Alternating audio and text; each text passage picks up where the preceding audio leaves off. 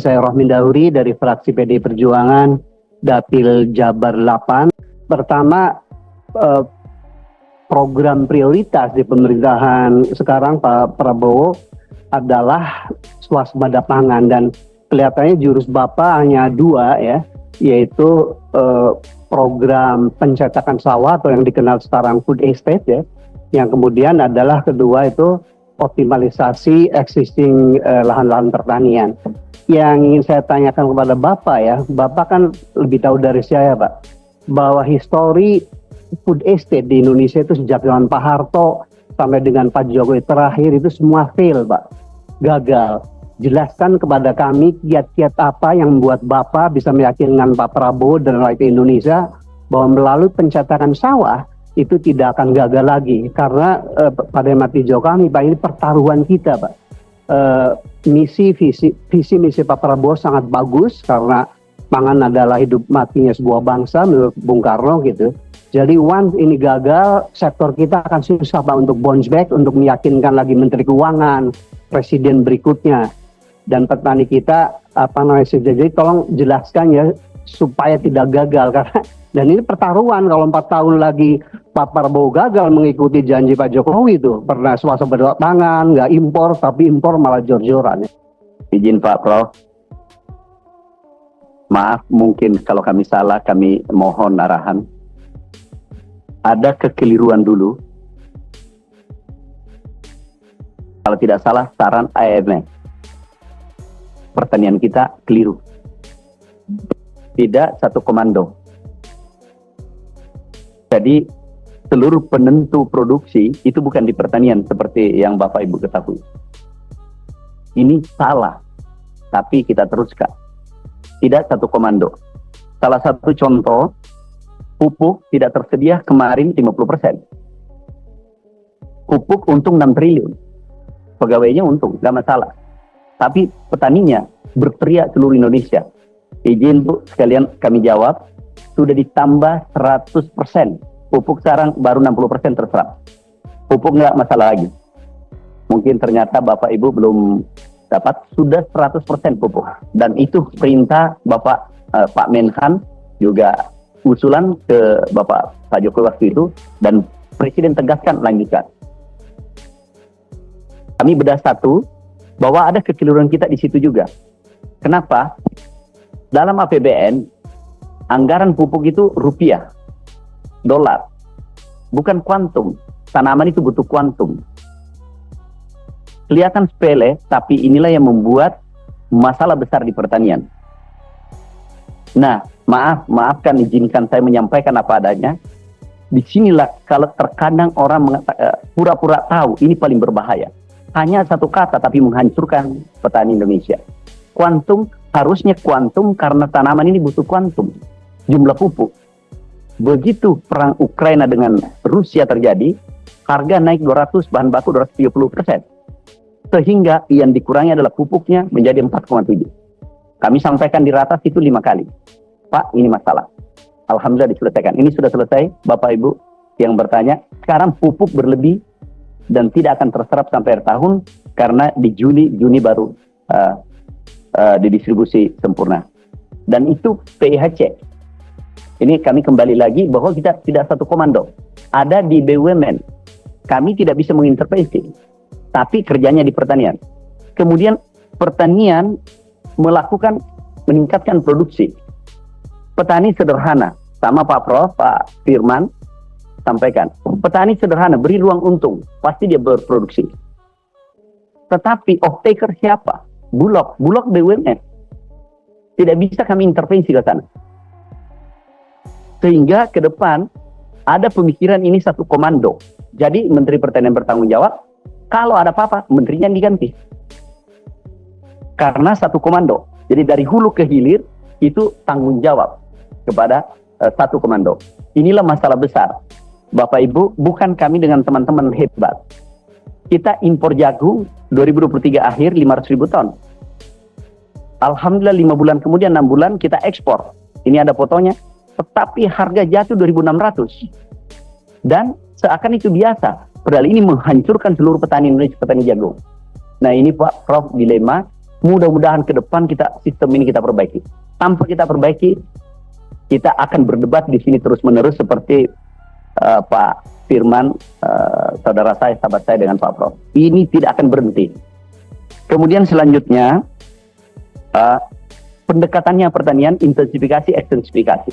Intensifikasi adalah Pulau Jawa yang sudah existing, 7,4 juta hektar. Jadi izin bukan 7,6, 7,4 juta. Ini kita intensifikasi adalah menggunakan alat mesin pertanian. Tidak mungkin kita maju dengan manual menghadapi dengan Thailand, India, negara-negara lain. Tidak mungkin. Ini harus bertransformasi. Dan kita mulai sejak 2016 periode pertama dulu, kemudian terpotong, anggaran turun 50%, pupuk turun 50%, kemudian anggaran turun 50%. Baru kita mencari kapan swasembada. Padahal yang kurangnya anggaran dengan pupuk kita juga. Alat mesin pertanian tidak ada, sudah tua. Nah, ke depan ini pendekatannya holistik, satu komando. Izin Pak Prof. Intensifikasi Jawa kemarin mobilisasi karena ada El Nino yang keras. Kemudian luar Jawa ekstensifikasi. Kenapa dulu gagal? Kami dari sana, ini kami tunjukkan. Stop. Ini kalau kita menggunakan mekanisasi itu bisa menekan biaya 50%, bahkan 70%. Contoh, tanam dulu satu orang itu 25 hari.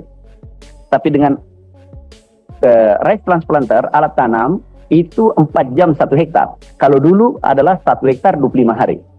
Nah, ini salah satu contoh. Kemudian adalah pengawat mengeritik. Pak Menteri ini tidak benar. Makin hari makin menurun jumlah petani. Justru itulah keberhasilan mekanisasi.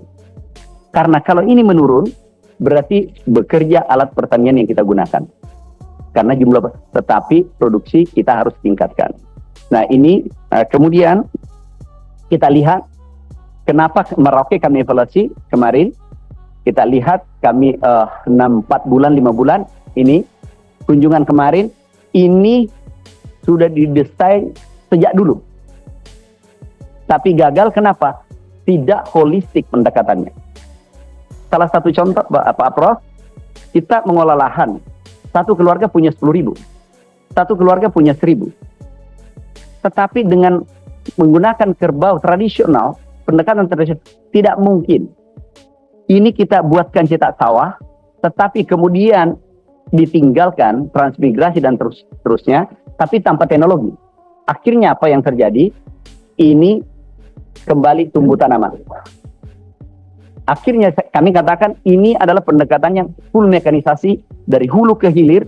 Kami rancang ke depan, dulu kita mulai 2016, kami rancang ke depan membangun klaster semua cetak sawah baru, itu adalah pertanian modern. Dan sejajar dengan negara maju seperti Amerika, kami baru pulang dari Arkansas, kami lihat China katanya maju, kami ke sana. Kita tidak kalah, produktivitasnya mereka 7, kita mampu 8. Tempat tertentu.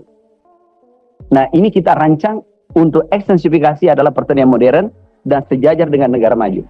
Kalau itu tidak mungkin. Kalau ini tidak dilakukan, tidak mungkin, Pak Prof. Yang Pak Prof katakan, kalau tidak disupport dengan alat pertanian, gagal. Kami berani katakan sekarang gagal. Tapi ini harus holistik, mulai hulu hilir, mulai tanam, bisa ditunjukkan. Ada sumber daya alam, ada teknologi, ada milenial. Milenial tidak mungkin ikut, tidak bisa dipaksa milenial. Kalau rugi. Sehingga konsep yang kami tawarkan adalah, ini milenial ada 3.000, sekarang ada 20.000 mendaftar. Kenapa? Kami pendekatannya adalah teknologi dan kita hibahkan pada milenial untuk mengontrol ini alat, kemudian mengolah lahan yang jumlahnya satu keluarga kalau di Merauke ada 10.000, kalau di Kalimantan 1.000, ini diolah kemudian bagi hasil 70-30. Kita bisa bayangkan kalau 1.000 hektar 30%. Pasti kaya raya. Kita hitung milenial bisa dapatkan minimal 10 juta. Bahkan bisa 20 juta hitungan kita. 15 orang mengelola 200 hektar. Tanpa kita lakukan itu, maaf Pak Prof, nggak mungkin. Tidak akan terjadi. Nah sekarang kita ada alat ini. Ini adalah buatan kita. Ini mahasiswanya. Coba bisa tunjukkan. Di Kapuas. Kapuas pada saat kami pertama datang, infrastruktur yang Pak Prof sampaikan bukan 100, 200 ribu. Yang dicadangkan adalah 1,4 juta hektar. Tapi irigasinya selesai, dianggarkan baru-baru kemarin, itu hampir 1 triliun, ada mengatakan 2 triliun. Tetapi sawahnya tidak ada. Enggak, yang awal, tunjukkan. Ini awal, kami datang ke sana, baru kami pulang tadi subuh. Ini infrastrukturnya bagus, tetapi tidak ada sawah. Sehingga kami tanya, kenapa satu orang miliki 5.000 hektar, satu keluarga? Enggak mungkin. Mampunya palingan setengah hektar dikelola. Jadi pendekatannya adalah bonus demografi 52%, Indonesia milenial. Ini kita tarik untuk menuju Indonesia emas. Kalau kita gagal tarik, enggak mungkin Pak Prof. Tarik sumber daya alam, kemudian teknologi kita support dengan alat ini. Alhamdulillah sekarang milenial mudah-mudahan bertahan. Kami beritahu Pak Dirjen, tolong dijaga, jangan sampai milenial lari. Kalau lari kita gagal. Alhamdulillah sekarang masih bertahan, ada 3.000. Sekarang mendaftar sudah ada 20.000. Jadi itu pendekatan kami adalah holistik. Kalau seperti dulu pasti gagal, tapi pendekatan adalah transformasi pertanian tradisional menuju pertanian modern.